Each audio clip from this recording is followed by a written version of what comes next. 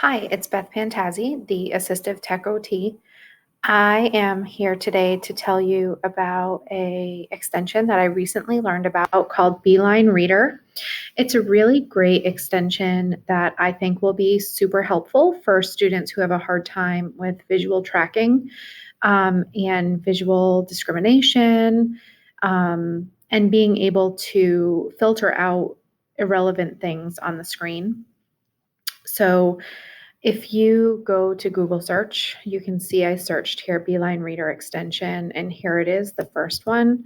So when you click on it, this is a little icon, a little hexagon with a B. Mine says remove from Chrome, but just like in the other videos, if you do not already have it installed, it will say add to Chrome. So I'm going to go ahead and show you what it looks like. So if I click on the icon here in my toolbar, it gives me options of color schemes. And what I have found is that this bright works really nicely for me. And then you can also do clean mode. And so I'm going to go ahead and show what that looks like. So look at how great this is. So it takes out all of the extraneous information, and then it changes the color of the line so that you can look for that next color. So this was blue right here, and then this is blue right here, and that's the continuation of the line. So it's really great to just be able to track. And so I've actually been using it myself with my work. So I'm going to go back in here.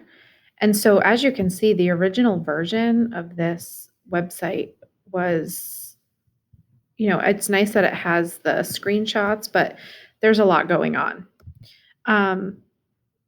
The other thing is you can see right here that even without the clean mode, it still does the color schemes. And you can change, as you can see, it just went to purple. You can change the background. You can see there that the different colors. It's not letting me do those. And then you can do custom colors as well. It also allows you to change the font size, letter spacing. You can even use a dyslexic font on it, which is really cool.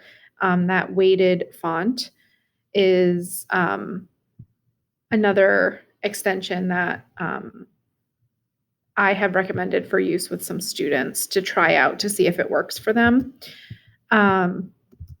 So this is just another really cool extension that can help our students who have some visual motor difficulties to be more independent with reading.